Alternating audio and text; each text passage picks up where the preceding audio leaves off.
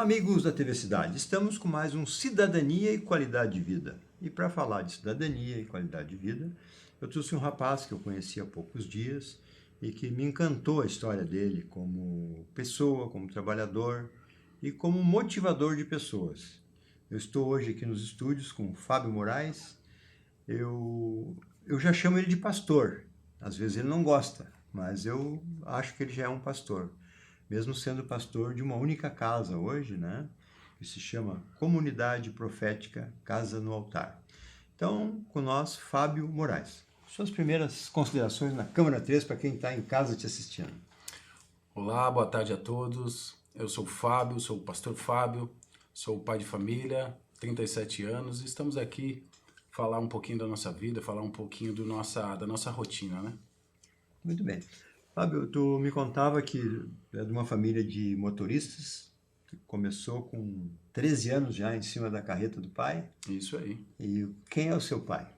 Meu pai é o João Moraes, é bem conhecido na cidade e desde pequeno sempre em cima de caminhão, dentro de caminhão, e fomos criados assim, com muito amor. Viajávamos na época dentro do Mercedinho em 4, mas foi dessa maneira Quem que eram os 4? eu, meu irmão, minha mãe e meu pai.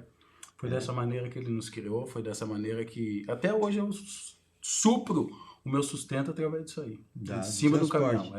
Em cima de caminhão. E o pai é natural da cidade? Não, o pai é lá de Lagoa Vermelha. E veio para cá? Veio pra cá logo novo, acho que é 17 para 18 anos. Praticamente. Eu nasci aqui, mas eu e meu irmão nascemos aqui, mas nem ele nem minha mãe são daqui. A mãe é da onde? Bah, agora você me pegou, mãe. Não lembro da Não onde? lembro. Tá bom. E com 13 anos você já aprendeu a dirigir? Com 13 anos. 13 Lógico anos. que meio escondida, mas... Ah, sempre, né? Como viajava junto, com 13 anos já foi ensinando eu, meu irmão também, aprendeu muito cedo. E agarrei gosto pela profissão e quando eu cheguei à idade de tirar a habilitação, já comecei a partir para esse lado da estrada e já me larguei pelo mundão afora. Com 18 anos já... 18 anos eu fiz a B, né? Aí tem que esperar o tempo. Na época eu acho que com 19 já podia fazer a C. E depois eu pulei para E, que é para carreta. Com 20 eu já tava, 21 se eu não me engano, já tava na estrada. Gurizão? Gurizão. Já tava fazendo o Nordeste. E trabalhava com quem na época? Trabalhava, meu primeiro emprego, se eu não me engano, foi com o Edson Zanco. Ah, já essa que parceria. que eu tô até hoje junto com ele, com o Juliano Zanco, os dois que... Eles têm uma frota, né, de caminhões. Isso, eles têm uma frota aí na cidade, é da Tatumar Transporte. Hoje eles devem estar com umas 15 carretas. É um bom capital investido. E esse negócio do combustível, o que o pessoal tem falado? O motorista está sofrendo mais, teve a época que as estradas eram ruins, que quebrava caminhão. Quer dizer, o motorista ao longo da vida vem passando por muitos perrengues aí, né? Eu me lembro quando, na época eu viajava com meu pai, era bem melhor as condições, tanto do combustível, até as estradas não eram tão ruins, mas hoje o combustível tá terrível, né? Tem muitos frotistas conhecidos nossos que estão se esvairindo, o dinheiro está se esvairindo, estão vendendo o capital que tem e assim, ó, autônomo, que é a pessoa que eu digo que tem um veículo só, um caminhão que trabalha proprietário, tá ficando cada vez mais complicado, tá se terminando, porque o valor que tá o combustível tá terrível. Não tem dinheiro para manutenção, as estradas não tem mais, pedágio, um absurdo, então Tá difícil. a profissão tá bem castigada. Tá bem castigada, né? O presidente tentou fazer algumas coisas, mas tem o problema do Congresso, tem o problema dos estados, então a política é difícil às vezes. É difícil, né? Mas, e Fábio, quando é que tu viu que tu precisava ter uma religiosidade mais, assim, efetiva? Quando tu começou, com que idade? Eu comecei tem uns 7 anos atrás. Na verdade, quando eu viajava, eu sempre tive a minha crença, sempre acreditei em Deus e tal, mas nunca me firmei numa fé, digamos assim, uma devoção. Praticante ou não? Não. Não dava tempo também? Não dava tempo e ia de vez em quando, mas não... Sabe aquela pessoa que vai, com o corpo tá lá, mas o espírito, a alma não tá no lugar, né? Então, há uns 7 anos atrás, eu tive um problema de enfermidade. Os meus rins vieram a parar, fui tratado aqui no Hospital São Carlos, fui transferido lá para Vacaria, fiquei uns dias lá. Na UTI? Na UTI. Vacaria, fiquei na UTI 4 dias lá. E aí, quando eu voltei, quando eu fui liberado, já vim direto para diálise, né? Aí dialisei 1 ano e pouco no Hospital Geral, aqui em Caxias do Sul. De Farroupilha para Caxias todo? Isso, todos os dias, como é a maioria, pois aqui não tem diálise, não tem um centro assim para os pacientes daqui dialisar. E tem muitos pacientes daqui de Farroupilha que vão diariamente com transporte da prefeitura a Caxias dialisar lá em Caxias, tanto no Pompeia quanto no Geral, né? E aí fiquei 1 ano e pouco na máquina e transplantei. Agora faz 5 anos que transplantei. E sou transplantado renal. E foi nesse período, quando eu fiquei doente, o médico mandou chamar minha família e tal, disse que era para eles virem, que provavelmente não ia sobreviver e aquela coisa, e pela misericórdia do Senhor nós sobrevivemos. Ah, mas nessa época tu já praticava alguma... Não, nessa Nada? época não. Até no período que eu vinha ficar doente, não praticava, digamos, perseverava em fé alguma. Somente conversava com Deus todos os dias do meu jeito. Do jeito que nós estamos conversando aqui, eu sempre conversei com Deus. E é o jeito que eu converso com Deus até nos dias de hoje. Não tenho, tipo, uma oração montada para falar com Deus. Eu acredito que a gente tem que ser sincero com Ele e Ele vai nos escutar. Tu já lia a Bíblia nessa época? Não, nessa época não. Nunca tinha pegado a Bíblia na mão. Nunca tinha E lido. o pai também não tinha essa Não, realidade? não, também não. Ninguém lá em casa. Eu sou o pioneiro, digamos assim. E uns conhecidos meus, uns compadres meus, falaram que tinham botado meu nome na oração e tal. Eu digo, tá bom, vamos lá, vamos lá agradecer então. E aí fui me sentir bem, mas não fui só, digamos, na igreja evangélica. Fui em todas. Fui na Umbanda, fui na Espírita, fui em todas as religiões. Porque quando o desespero bate, que tu se encontra numa situação meia difícil, que a tua vida tá sendo o risco, é uma coisa que nunca tinha vivido, nunca, 30 anos de idade eu tinha na época, jamais eu ia imaginar que uma enfermidade desse nível ia me atingir. O motorista de caminhão pensa que é tudo meio super-homem, né? Não vai para médico, não faz nada, não para, só quer saber descarregar e carregar, né? E nesse período fui em várias religiões e quando eu entrei na igreja evangélica, digamos assim, eu me senti bem, sabe? Me senti amado, tanto pelas pessoas quanto por Deus, sabe? Me senti bem acolhido, me senti bem à vontade. Gostou do ambiente? Gostei do ambiente. Isso que tipo de religião era? É evangélica. Evangélica. Evangélica, é. Uhum. E Qual igreja? Pode falar. era a Igreja Plenitude do Poder de Deus. Quem era o pastor? É o pastor Volmir. Beleza. Isso. Aí tu ficou lá por quanto tempo, assim? Fiquei lá por 3 anos. 3 anos. Aí começamos a frequentar a igreja, eu e minha esposa, e isso em agosto de 2015. E veio um pastor lá da cidade de Bento Gonçalves, o pastor Rogério, ele disse, você vai pregar a palavra de Deus. Olhou pra ti e viu. E eu disse, que esse cara tá ficando louco, né? Vou pregar a palavra, o quê, né? E tu perguntou por quê, não? não, eu fiquei na minha, né? Fiquei tranquilo. E digo, bom, se eu vou pregar, eu vou ter que saber o que eu tô falando, né? E aí, com 3 meses, eu li a Bíblia inteira. Capaz, Com 3 meses, eu tinha tempo, né? Na época, logo que eu digo que me apaixonei por Deus, eu tinha tempo, como eu dialisava, não podia trabalhar e tal. Tava encostado, né? Tava encostado, aí eu ficava 4 horas na máquina, em Caxias, 4 horas é a diálise, e mais o tempo de descanso em casa, eu li a Bíblia, era de 6 a 7 horas. Entre Bíblia e oração, todos os dias. 6 a 7 horas, diárias. Lendo a Bíblia e tal, e digo, olha que bacana. E me apaixonei, e disse, eu vou me batizar. E aí, em dezembro, já desci as águas, já me batizei, e comecei a servir ao Senhor na medida do possível. E aí, o Senhor foi me chamando para pregar a palavra de Deus. O que tu diz servir o Senhor? É ajudando na tua igreja? Isso aí, é ajudando ao próximo, né? Eu digo servir quando a gente abre mão da nossa vontade e começa a servir o nosso próximo, né? Porque o Senhor nos chamou, o Jesus veio para nos servir, né? Jesus veio para servir e nos serviu com uma coisa maravilhosa que foi com a vida dele. Entregou a vida por nós, para nós podermos estar aqui. Ele mesmo disse que veio para nos servir. Então, se nós somos imitadores de Cristo, nós temos que servir o nosso próximo em amor, em gratidão. Eu creio que se a sociedade tivesse um pouco mais de amor, não estaria na situação que está. Se seguisse, como diz lá em Mateus capítulo 22, do 34 para frente, vai dizer que o primeiro mandamento é amar a Deus sobre todas as coisas. E o segundo mandamento é amar o teu próximo como a ti mesmo. Se eu te amar como a mim mesmo, se eu cuidar de ti como cuido de mim, jamais eu ia pecar contra ti, jamais as pessoas iam querer assaltar o seu próximo, matar o seu próximo. Por isso que é isso que eu tento passar, sabe? Um pouco mais do amor de Deus para as pessoas. Se as pessoas entenderem que amando o seu próximo, elas vão tornar uma sociedade melhor, vão tornar a vida das pessoas melhores, nossa, nós não estaríamos na situação que nós estamos hoje. As pessoas deveriam ler a Bíblia, né? Nossa, muito. Eu recomendo, aconselho, ler a Bíblia, conversa com Deus. Eu não sei rezar, eu não sei orar.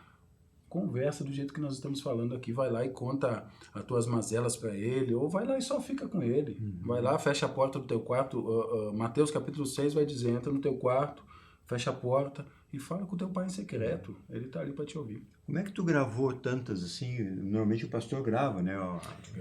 O capítulo, o versículo. Isso, é. Né? Mas tu leu só uma vez a Bíblia? De cabo assim? Não, eu li de capa a capa, eu li umas 4 vezes. E aí, diariamente, eu vou praticando os devocionais. E aí tu vai gravando aquilo que é o mais rotineiro.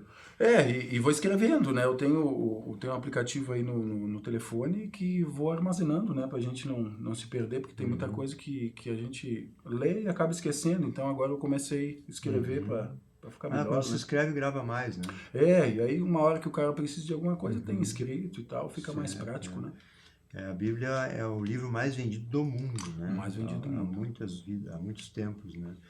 E o transplante em si para ti, assim, quanto tempo foi do começo, quando começou a fazer o transplante, até tu dizer assim, não, agora eu tô curado, eu tô bem. Quanto tempo demorou isso? Com 1 ano e pouquinho eu fiquei na diálise, em janeiro de 2017, dia 16 de janeiro, se não me falha a memória. Aí me chamaram para o transplante. Aí com 7 dias eu estava em casa. Tão rápido assim? 7 dias. Coisa, digamos, sobrenatural. Deve ter algum médico nos assistindo aí, eles vão saber dizer que é fora do comum. Porque é físico, não é emocional, né? É físico, mas eu digo fora do comum pelo tempo da recuperação. Foi muito rápida. Geralmente, pelos casos, eu até hoje, quando eu vou consultar lá embaixo para um check-up, não conheci ninguém que foi tão rápido assim. Uma semana tá liberado para vir para casa. Teve já casos de 10, 12 dias, mas uma semana eu não encontrei ninguém. Aí uma semana eu estava em casa, e daí, quanto tempo tu tomou remédio? Toma até hoje, né? É necessário? É necessário imunossupressores, né? Para baixar a imunidade, para não dar rejeição no órgão transplantado, né? Mas baixando a imunidade, tu não sofreu mais com o Covid? Isso, eu passei Covid. Passou Covid Passei aí? Covid, mas fiquei ruim uns 20 dias. Mas sobrevivemos mais uma vez. Tá, e não teve nenhuma... Fiquei bem ruim, febre, mas em si com o órgão transplantado não afetou nada.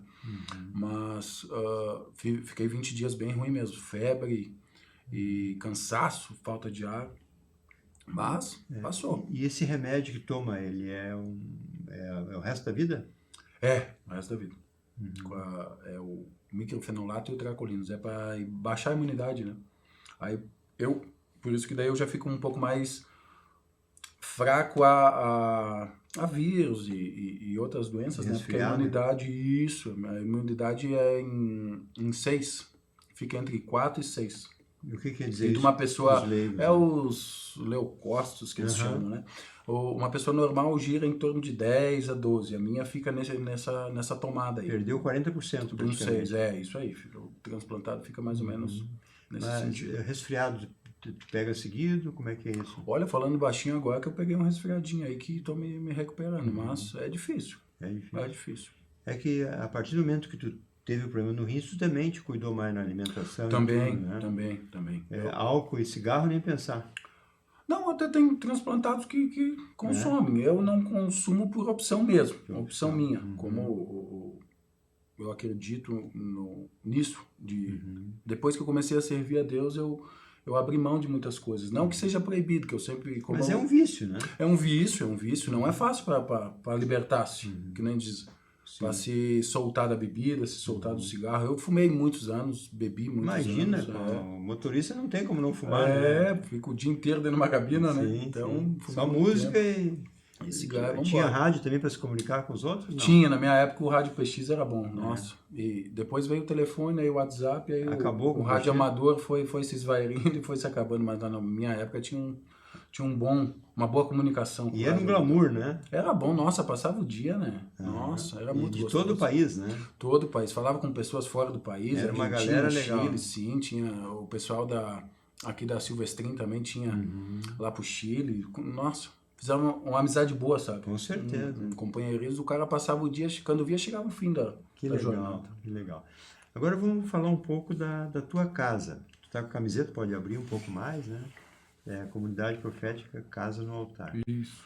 Como é que tu chegou nessa, assim, Fábio, de ter a coragem de abrir uma casa independente, né? Isso, independente. Somos independentes. O teu estudo, tu não tem formação. Não, eu tenho oitava série. Oitava série. Oitava série. Mas sabe ler bem, né? Com certeza. Para ler a Bíblia tantas Praticamos, vezes aprende, né? E na oitava série tu parou o estudo. Isso. E tu leu muito. Não só a Bíblia, com certeza, outros livros Isso. também, né? E em que ponto tu disse assim, não, hoje eu vou abrir uma casa para mim? Como é que foi isso? Então, nunca gostei de ler. Tanto é que nem para a escola não gostava de ir. Tanto é que na oitava série abandonei os estudos, já fui trabalhar e... Não pegou nem o canudo? Nada. Oitava série já me larguei para o trabalho e abandonei. Mas enfim, quando conheci a palavra de Deus, me apaixonei pela leitura, sabe? Gostei de ler a Bíblia e aí não parei na Bíblia. Aí comecei a estudar independentemente, né, teologia, livros fundamentados na Bíblia, e aí comecei a me aprofundar mais. Fiquei 3 anos nesse primeiro ministério, 3 anos e pouco. Depois eu digo que Deus me direcionou para uma outra casa. Fui para uma outra casa aí do Bispo Carlos e da Bispa Rosa, aqui da cidade também. A comunidade é Ministério Profético Unidos pelo Reino. Fiquei 1 ano e pouco e lá eles me consagraram a pastor. E um dia senti o Senhor falar em meu espírito que era o tempo de sair. Mas enfim, na minha mente eu digo, vamos se desligar do ministério. Conversamos com a minha esposa, oramos, vamos se desligar do ministério, vamos procurar um outro ministério para a gente congregar e ponto. Não tinha intenção de abrir uma casa para a gente cuidar. E agradeço a Deus por essas duas lideranças que eu tive que me permitiram trabalhar, sabe? Sempre me deram o livre acesso para fazer a obra do Senhor. Louvo a Deus pela vida deles. E como louvo a Deus pela minha família, que sempre me apoiaram também, tanto meu patrão, também o Edson e o Juliano, sempre, até hoje, eu contar uma história, o ano passado fomos para Brasília, eu e minha esposa ministrar a palavra lá em Brasília, ficamos 14 dias na cidade de Brasília pregando em algumas convite? Isso, a convite, um pastor conhecido meu convidou, ele arrumou umas igrejas pra gente ministrar lá e a gente ficou 14 dias lá. Aí eu liguei pro meu patrão, o Juliano, e disse, eu vou para Brasília pregar a palavra lá. Não, vai lá. Então, tem uma amizade já. Tem uma amizade. Nossa, virou isso aí, virou amizade. E saímos do ministério aí do Bispo Carlos e começamos a orar. Vamos orar para ver para onde o Senhor nos direciona para a casa que nós vamos ir. Mas aí o Senhor começou a brotar isso em nosso espírito, para abrir uma comunidade, para abrir uma casa. Aí eu digo, meu Deus, como é que vamos abrir uma casa? Não tenho nem lugar, não tenho nada, né? Tu e a esposa trabalhando? Eu e minha esposa, só trabalhando independentemente e tal. Com um filho? Com uma filha pequena de 9 anos, a Ana Beatriz. Hoje, né? Hoje, é. E começou a aparecer coisas muito baratas. Cadeira eu paguei R$20, cadeiras plásticas que custa 50. Paguei cadeira, comprei as cadeiras, R$20 cada cadeira, comprei caixa de som num valor bem acessível, ganhei algumas coisas, ganhei amplificador, ganhei microfones, ganhei algumas coisas novas. Não tinha casa ainda? Não tinha casa. Nem o aluguel? Nem aluguel. E começamos na garagem de casa. Lá em casa tem uma garagem, começamos lá, mas lá ficamos, vamos começar aqui, ficamos, nem 1 mês ficamos lá. E abrimos, que nem, eu digo que igreja não abre, igreja nasce. A igreja nasceu na garagem de casa, eu, minha esposa e minha filha. Esse era a igreja. Nós 3 éramos a igreja. E logo o Senhor já mandou um casal, depois mandou outro casal e oramos, vamos alugar uma sala e alugamos uma sala no Pio Décimo. Hoje estamos ali no Quantas pessoas 6 pessoas nós estávamos. Fora as crianças, digamos assim, mas 6 adultos, tu né? bancava todas as despesas? Não. Nunca tirei R$1 do meu bolso. Para casa? Para bancar a comunidade, para a igreja, nunca. Só o grupo de vocês que deu o pontapé inicial. Começamos a igreja com 6 pessoas lá pagando aluguel. 6 pessoas Seis pessoas que eu digo três casais, isso, porque as crianças em si não tem como ajudar, né? E essas 3 casais que compraram cadeira, som... Não, isso foi tudo eu. Eu isso, comprei, eu fui passando meu cartão, mas aí o meu salário, o meu dízimo, digamos assim, ficou comprometido com esses materiais, o meu e da minha esposa. Então eu e a minha esposa não tínhamos como ajudar no aluguel e na despesa da comunidade. Entendi. Porque o que a gente não ganhou, a gente ficou pagando a prestação das coisas que a gente havia adquirido no cartão. E ficamos nessa pegada. Aí, desses 2 casais que vieram, um desses casais, o Senhor direcionou ele para outro caminho. E aí ficamos em 4. Ficamos em 4 pessoas. Eu digo, meu Deus. 2 casais. 2 casais. E já com a casa alugada? Já com a casa alugada. Aí veio mais um irmão aí de São Videlino, que está até comigo até hoje. O irmão congrega conosco, está conosco até hoje. Em 5. Ele vem de São Videlino aqui? Vem de São... Tu conheceu ele aonde? Ele é irmão da irmã Rosane, que é esposa do Luciano, que é esse casal que chegou comigo desde o começo, que estão conosco até hoje. Essas 3 pessoas estão comigo desde o começo da caminhada. Eles já praticavam a religião? Não. O Ronaldo, a gente teve o privilégio de batizar ele. O Luciano e a Rosane já eram batizados, mas eu conheci eles no outro ministério que eu frequentava, eu conheci eles lá e eles foram se achegando a nós. E te digo assim, Glaci, teve dias que... Teve domingos, teve quinta-feira que era culto nós 4. Eu, a minha esposa, o Luciano e a Rosane. Porta aberta, nós 4. Cansamos, ficamos uns 2 meses fazendo culto de quinta-feira em 4 pessoas. Porque o irmão Ronaldo trabalha à noite e não pode vir na quinta. Mas ficamos assim uns 3 meses, 4 pessoas. Um pregava pro outro e vamos embora. No domingo tinha cultos que dava 20, 25 pessoas. Eu cansei de arrecadar ofertas no domingo de pessoas que eu nunca vi na vida de 200, 300 reais. E a casa foi se bancando e tu nunca buscou gente assim? Nunca. As pessoas vêm ao natural. Isso. Nunca nem evangelizei. Nunca o que é evangelizar? Evangelizar digamos, fazer uma cruzada evangélica, passar na rua, bota uma caixa de som, vai falando do amor de Deus, ou vai nas paradas de ônibus. Isso tu nunca fez? Nunca fiz, nunca. Vem ou isso brota? Nunca fiz, que nem os outros, nunca peguei membro de outra igreja, nunca. Nunca falei pro irmão, sai daí, vem congregar comigo, nunca. Sempre esperei em Deus e digo, se é para alguém se achegar a nós, que o Espírito Santo que traga. E hoje estamos umas 20, mais ou menos aí, de 15 a 20 pessoas. Todas trazidas pelo Espírito Santo, e estamos aí, caminhando. E quanto tempo faz que tu tem essa casa? Vai fazer 2 anos mês que vem. E ao longo disso aí tu conseguiu se manter? Ao longo disso aí nos mantemos. A obra se manteve, né? O Senhor nos manteve. Tudo é do Senhor, né? Tudo é do Senhor, né? Porque a obra é dele, né? Como é que funciona o dízimo em si? Tu solicita o dízimo ou na palavra tu fala alguma coisa que precisa cobrir as despesas, que é o normal de uma comunidade, né? Como é que funciona isso? Até domingo eu falei um pouco sobre isso em Gênesis capítulo 4, vai falar da primeira oferta, do primeiro dízimo que foi de Abel e Caim. Se nós lermos lá, vamos ver que Caim, o que matou o seu irmão Abel, foi o primeiro a ofertar, foi o primeiro a dizimar ao Senhor. E partiu dele, só que a Bíblia diz que ele deu dos frutos que ali estavam, porque ele era agricultor. E Abel deu a primícia do seu animal, ele era criador. Então ele pegou a melhor parte do animal que ele criava e ofertou ao Senhor. Era a maneira deles ofertar e dizimar ao Senhor. E a Bíblia fala que Deus não se agradou da oferta de Caim, porque o Senhor não quer saber da nossa atitude, Ele quer saber do nosso coração. Ele quer saber com que intenção a gente está fazendo. Então eu sempre digo para as pessoas, se você vai dizimar esperando algo em troca, não dizime. Vai lá na lanchonete e gasta tudo em comida, que é melhor para você. Dê com amor, dê com alegria. Como diz em 1 Coríntios, acho que vai dizer que aquele que dê com alegria, dê com felicidade. Então a questão do dízimo ser 10%, a gente estipula em si 10%, como a Bíblia representa isso no Antigo Testamento, 10%. Mas como eu sempre digo, a partir do momento que nós forçamos alguém a dar algo, ou forçamos alguém instituindo uma regra, você é obrigado a fazer, eu acredito que a gente não está mais sendo imitador de Cristo. Porque Cristo jamais forçou ninguém nem a seguir ele, quem dirá a fazer algo.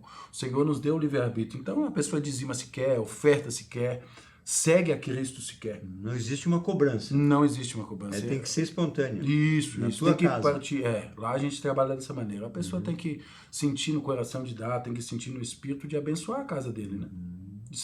E a gente ensina porque eu pratiquei muito isso, sabe? E pratico até hoje. E quanto mais eu pratico, mais eu sou abençoado. Como eu falei a recém. Teve pessoas que eu nunca vi na vida que apareceram na comunidade e estava faltando, um exemplo, R$500 para pagar a despesa e as despesas foram supridas de pessoas que eu nunca vi na vida. Anonimamente. Anonimamente. Chegaram lá, cultuaram e abençoaram a casa, sem eu nunca ter conhecido, sem eu nunca ter falado de Deus para elas, sem elas nunca ter me visto. Não sabe de onde veio. Não sei de onde veio, mas porque tu não, Deus supriu. Quando termina o culto em si, tu vai falar com as pessoas? Como é que funciona isso? Sim, vamos conversar. Tem umas que deixam, tem umas que saem fugida, né? Já corre logo.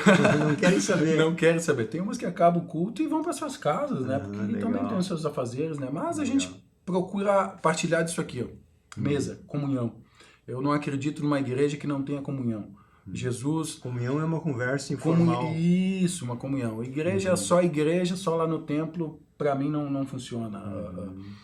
Porque na igreja a gente não vai ter uma conversa bem aprofundada. Nós vamos falar da palavra, vamos orar, amém, vai ser a bênção de Deus, isso.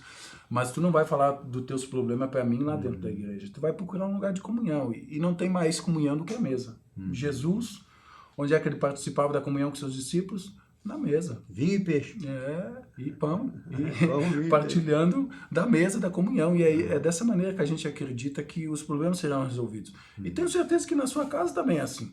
Você vai conversar com a sua esposa, com a sua filha, é uma filha que você tem, né? Sim. Aonde? Na mesa. Lá na mesa da briga, da discussão, mas também da alegria. A família se reúne para festejar. A mesa é lugar de resolver problemas, de se alegrar, é tudo ali. A dificuldade da casa hoje é trazer a criança para a mesa. Senão eles querem ficar na televisão, né, Fábio? É verdade. A gente chega lá. Fábio, por incrível que pareça, nós esgotamos o tempo, né? Nossa. Foi uma conversa de quase meia hora. O que tu gostaria, quando tu veio para cá, assim, que eu te fiz o convite, tu aceitou prontamente, o que tu gostaria de falar que a gente não falou? Eu te deixo com a câmera 3 para te dar a tua palavra final, do teu jeito, bem à vontade. Tranquilo. O que eu queria com o intuito, na verdade, eu nunca tive a expectativa de estar aqui em frente às câmeras, que nem do outro, falando do amor de Deus, falando um pouquinho da minha vida, mas o que eu queria deixar é como o versículo que eu citei, o amor, ame o teu próximo, e tentar levar as pessoas o mais perto de Deus, porque não há como você amar o teu próximo se você não se aproximar de Deus. E o próximo é aquele, não é só aquele que você gosta, é aquele que você não gosta também, aquele que te fecha no trânsito, aquele que você está pensando agora aí que te feriu, que te magoou, esses aí, Jesus também quer que você ame eles. E dessa maneira eu acredito que as pessoas vão se aproximar mais de Deus, vão se tornar uma comunidade, uma sociedade melhor. É isso aí. Obrigado pelas suas Obrigadão. palavras.